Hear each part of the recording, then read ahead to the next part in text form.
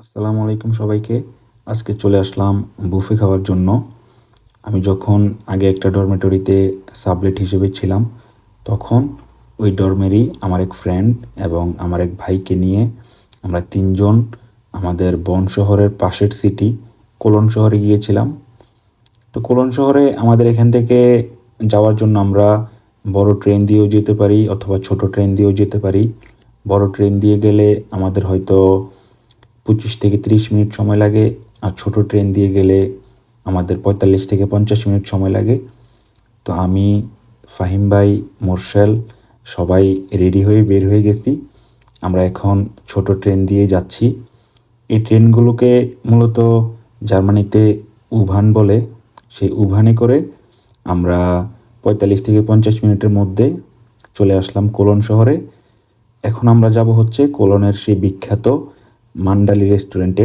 মান্ডালি রেস্টুরেন্টের একটা বিষয় হলো, এখানে সবগুলো খাবারই হচ্ছে হালাল খাবার। আমরা হারাম কিছু খেয়ে ফেলতেছি কি না সেটার ভয় নাই। আর এই রেস্টুরেন্টটা হচ্ছে একটা সিরিয়ান রেস্টুরেন্ট।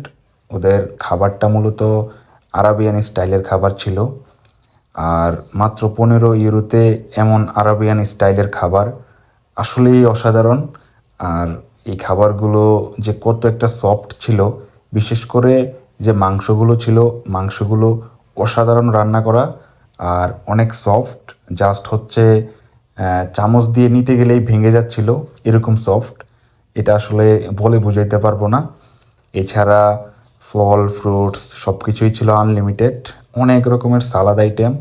তারপর যে বিখ্যাত সে বাকলাভা, আমার কাছে মনে হলো যে বাকলাভারও ওরা 3-4টা আইটেম রাখছিল। কোনোটার শেফ 3 কর্নার, কোনোটার শেফ আবার 4 কর্নারের, এরকম।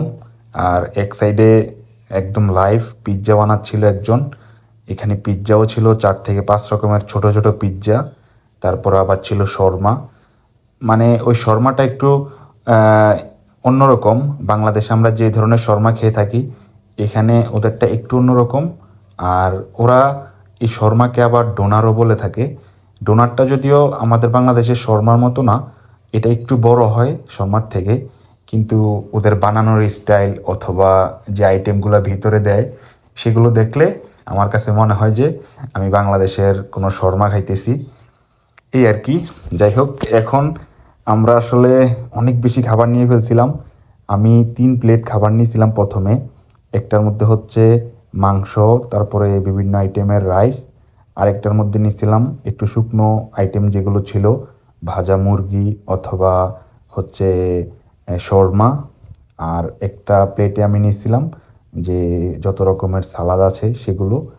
আর ফাহিম ভাই আর মোর্শেল, ওনারা শুধু মাংসই খাচ্ছিল। মাংসের মধ্যে এত বেশি মজা পাইছে যে বারবার গিয়ে শুধু মাংস নিয়ে আসতেছে আর মাংস খাচ্ছে।